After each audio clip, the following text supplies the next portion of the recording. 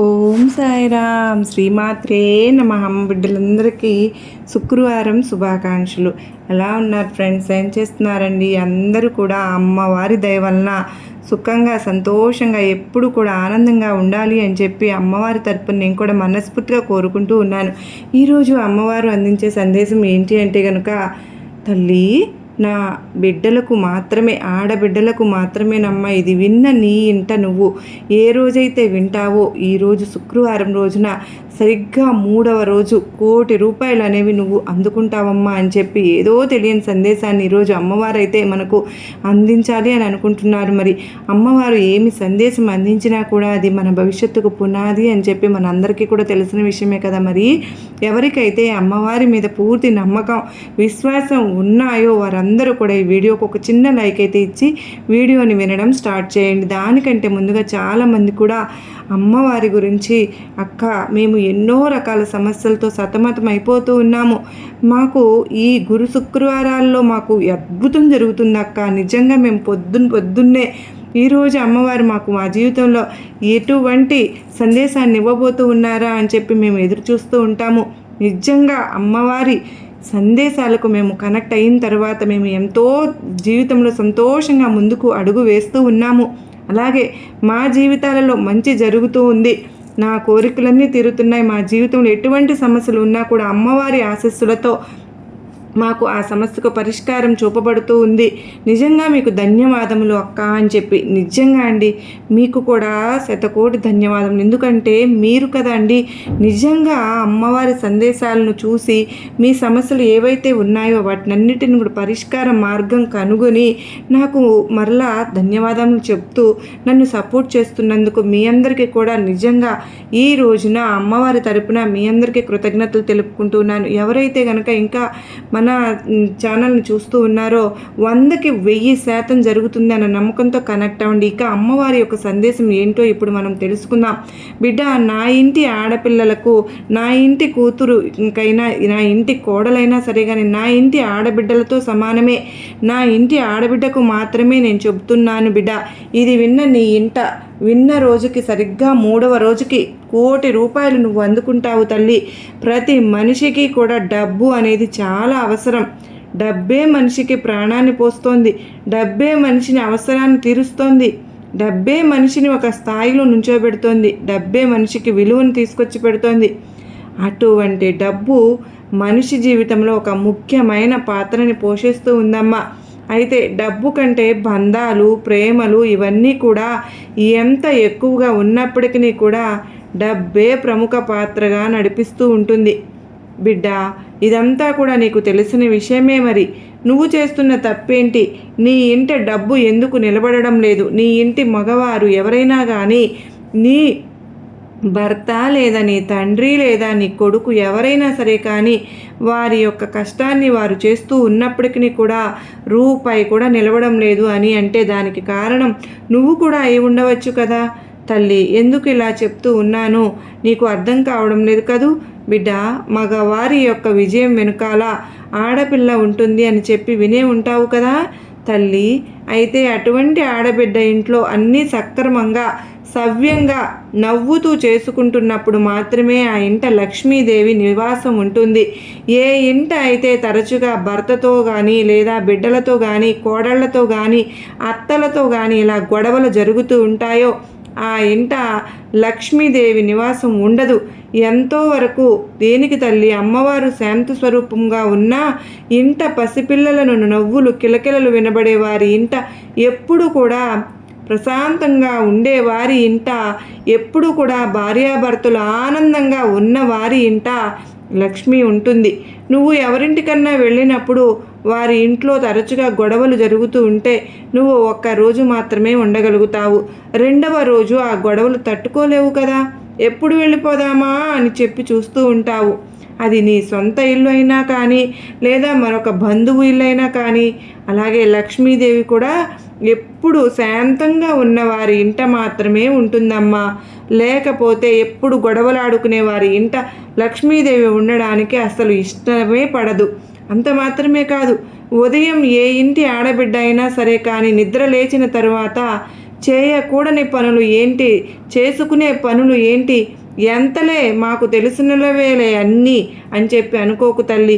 ఒక తల్లిగా నేను నీకు ఎందుకు చెప్పడానికి వచ్చానో ఒక్కసారి నేను చెప్పే మాటలు పూర్తిగా వింటేనే నీకు అర్థమవుతుంది బిడ్డ. తెలుసో తెలియక ప్రతి మనిషి కూడా తప్పులు చేస్తూనే ఉంటారు. ఆ తప్పులు సరిదిద్దుకుని మనిషిగా జీవితంలో అన్నీ తెలుసుకుని తన యొక్క పనిని ప్రారంభించినప్పుడే జీవితంలో తను ఎదగాలి అనుకున్న స్థాయికి ఎదగగలుగుతారు. అలాగే ముఖ్యంగా ఏంటి ఆడబిడ్డ అయినా సరే కానీ ఏ ఇంటి ఆడబిడ్డ అయినా సరే తల్లి, ఈ విధంగా కనుక నేను చెప్పినట్లుగా కనుక మీరు అలాగే ముఖ్యంగా అంటే చేయకూడని పనులు, కొన్ని ముఖ్యమైన పనులు ఉదయం నిద్ర లేచిన తర్వాత ఏమి చేయాలో అవి ఏంటో నేను చెప్తాను, జాగ్రత్తగా విను. ఉదయం నిద్ర లేచిన తర్వాత మురికి పాత్రలను అస్సలు చూడకూడదు బిడ్డ. ఎందుకంటే మురికి పాత్రలు నువ్వు ఎప్పుడైతే నైట్ అంతా ఉంచుతావో రాత్రి సమయంలో వాటి నుంచి వచ్చే దుర్వాసన వల్ల ఇల్లంతా కూడా నిండిపోయి ఉంటుంది. వాటి కోసం బొద్దింకలు, చేమలు, వంటగది అంతా కూడా నిండిపోతాయి. ఇలా నిండిపోయినవి బొద్దింకులు వేరే యొక్క తినే ఆహార పదార్థాల మీద పాకినప్పుడు ఆ ఇంటిల్లపాది కూడా అనారోగ్యం పాలవుతుంది. అలా అనారోగ్యం పాలైనప్పుడు ఎవరికీ కూడా మనశ్శాంతి ఉండదు. అక్కడ లక్ష్మీదేవి నివాసం ఉండదు. అక్కడ ధనం అనేది ఖర్చు అయిపోతూ ఉంటుంది. అందుకనే మన యొక్క శాస్త్రాల ప్రకారం, పురాణాల ప్రకారం రాత్రి సమయంలోనే మురికి పాత్రలను కడిగి పడుకోవాలి అని చెప్పి రాసి పెట్టి ఉంది బిడ్డ. ఇక రెండవది ఏంటి అంటే కనుక చెడిపోయిన గడియారం అనేది ఎప్పుడు కూడా ఉదయం నిద్ర లేచిన తరువాత చూడనే కూడదు. ఎందుకంటే మనిషి యొక్క ప్రశాంతత అనేది తనకు ఆయుష్ను పెంచుతుంది. చెడిపోయిన గడియారంలో సమయాన్ని నువ్వు చూసినప్పుడు అది నీకు చెడిపోయింది అని నీ మనసుకు గుర్తు రానప్పుడు నువ్వు ఎక్కడికైనా ఆఫీస్కి వెళ్ళాలనుకున్నా, పిల్లల స్కూలుకు వెళ్ళాలనుకున్నా కూడా ఆ టెన్షన్లో పరిగెత్తుకుంటూ పని చేయడం వల్ల నీకు ఆ రోజు అంతా కూడా నెగిటివ్ ఎనర్జీ అనేది ఏర్పడుతుంది. కనుక చెడిపోయిన గడియారం అనేది ఎట్టి పరిస్థితుల్లో ఇంట్లో ఉంచుకోకూడదు అని గుర్తుపెట్టుకో. ఇక మూడవది అద్దం బిడ్డ. అవునమ్మా, ఎప్పుడు నిద్ర లేచిన తర్వాత తన యొక్క మొహం అంటే నీ యొక్క మోమును అద్దంలో చూసుకోనే కూడదు. ఎందుకో తెలుసా? రాత్రి సమయంలో మంచి నిద్రలో ఉన్నప్పుడు ఎన్నో రకాలుగా మన యొక్క మొహం అనేది మారిపోతూ ఉంటుంది. అంటే చింపిరి జుట్టుతోటి, కళ్ళ నిండా పుసులతోటి, నోటి వెంట పాచితోటి ఇలా మన మొహం మనం చూసుకోవడానికే కొంచెం వికారంగా ఉంటుంది. అలా నిద్రలేచిన వెంటనే అద్దంలో నీ యొక్క ముఖాన్ని నువ్వు చూసుకున్నప్పుడు ఏంటి ఇలా ఉన్నాను అనే ఆలోచన నీలో నెగిటివిటీని పెంచుతుంది. ఎప్పుడైతే ఉదయాన్నే ఆ నెగిటివ్ ఆలోచన నీకు వస్తుందో ఆ రోజంతా నీకు సంతోషం దూరమైపోతుంది అని చెప్పి గుర్తుపెట్టుకో. ఇక తరువాత ఆవిరి అనేది ఉదయం నిద్ర లేచిన తర్వాత చూడనే కూడదు బిడ్డ. ఏంటి అంటే కనుక పొయ్యి మీద నీళ్లు కాస్తూ ఉన్నప్పుడు వచ్చే ఆ పొగ ఆవిరి ఏదైతే ఉంటుందో, అన్నం ఉడికేటప్పుడు వచ్చే ఆవిరి ఏదైతే ఉంటుందో అది కూడా నీలో నెగిటివిటీని పెంచుతుంది. కనుక ఉదయం నిద్ర లేచిన తరువాత ఆవిరిని చూడకూడదు. ఇంకా అంత మాత్రమే కాదు, ఉదయం నిద్ర లేచిన తరువాత నలుపు పాత్రలను కూడా చూడకూడదు అని గుర్తుపెట్టుకో. అంటే నల్లటి పాత్రలు అంతకు ముందు రోజు వండి మాడిపోయిన ఉంటాయి కదా సామాను, ఇటువంటివన్నీ కూడా నలుపు అనే దాన్ని నువ్వు ఉదయం నిద్ర లేచిన తరువాత చూసినట్లయితే నీ యొక్క మనసు అంతా కూడా నెగిటివిటీతో నిండిపోతుంది. కనుక ఉదయం నిద్ర లేచిన తరువాత నలుపు పాత్రలు చూడకూడదు అని గుర్తుపెట్టుకో. ఇక తరువాత ఆరవది ఏంటి అంటే కనుక ఉదయం నిద్ర లేచిన తరువాత గుమ్మడికాయను చూడకూడదు. గుమ్మడికాయ మన ఆరోగ్యానికి ఎంత మేలు చేస్తుందో మన అందరికీ కూడా తెలిసిన విషయమే. కానీ కాకపోతే ఉదయం నిద్ర లేచిన తరువాత గుమ్మడికాయ మనలో నెగిటివిటీని పెంచుతుంది అని గుర్తుంచుకోవాలి. ఇక ఏడవది ఏంటి అంటే కనుక నీడ.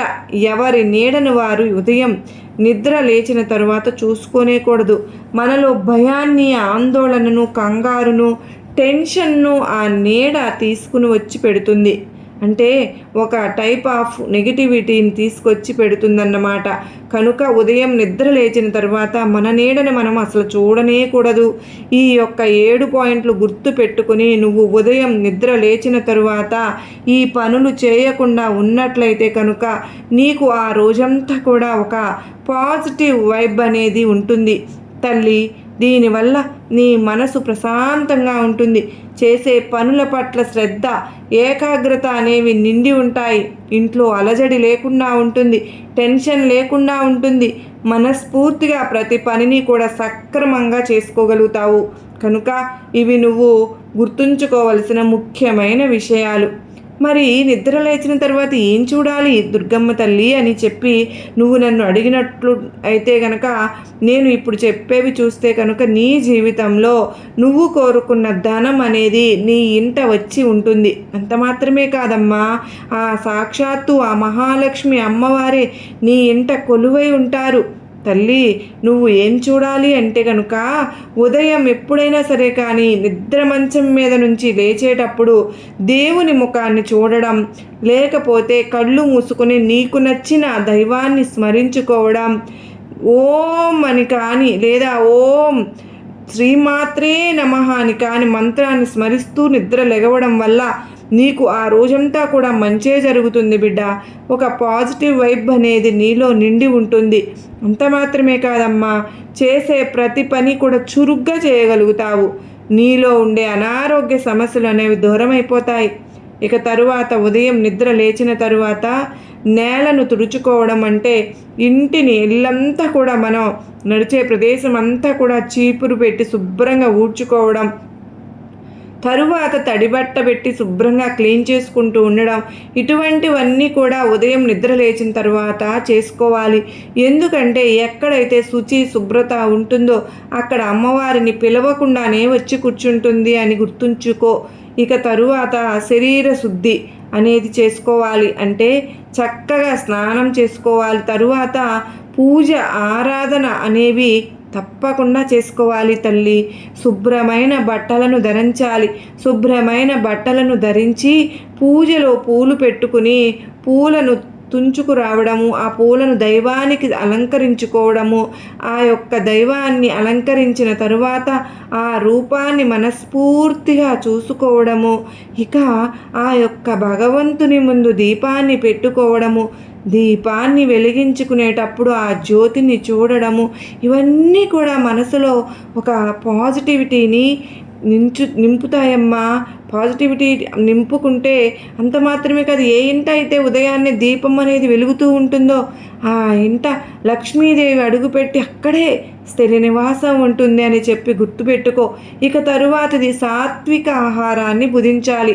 అంటే ఉదయాన్నే మాంసాహారము అలాంటివి కాకుండా సాత్వికమైన ఆహారాన్ని మనం భుజించాలి. తరువాత నిత్య శుద్ధి చేసుకోవాలి. అంటే శరీరాన్ని, మనసుని, మన శరీరంలో ప్రతి అవయవాన్ని కూడా శుద్ధి చేసుకోవాలి. అంటే మనం ధ్యానంలో కూర్చోవాలి.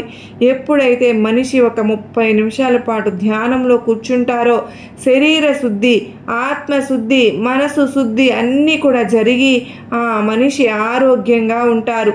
ఇక తరువాత ఆత్మ గౌరవాన్ని పెంపొందించుకోవాలి.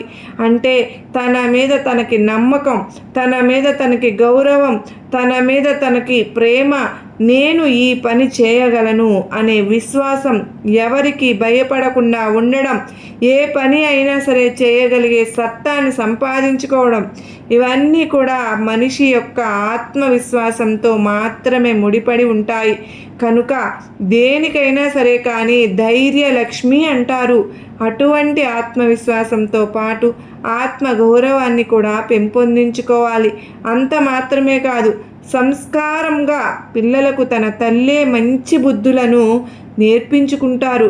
మంచో చెడో ఏంటో అన్నీ కూడా నువ్వు ఏ మాట పలకవచ్చో, ఆ తేడా ఏమిటో, ఏ మాట పలకకూడదో చెప్పాలి. ఎక్కడ ఎలా నడుచుకుంటే సంస్కారం అనిపించుకుంటుందో నేర్పించుకోవాలి. ఇక తరువాత విశ్వాసానికి విశ్వానికి ధన్యవాదాలు చెప్పుకోవాలి. అంటే ఈరోజు ఇంత సక్రమంగా ఇంత పాజిటివ్గా జరిగినందుకు విశ్వానికి కూడా కృతజ్ఞతలు చెప్పుకోవాలి బిడ్డ. ఉదయం నిద్ర లేచిన తరువాత ఇప్పుడు నేను చెప్పినవన్నీ కూడా చేసుకుంటూ ఉంటే కనుక నీకు ఈ రోజంతా కూడా ఆనందంగా గడుస్తుంది.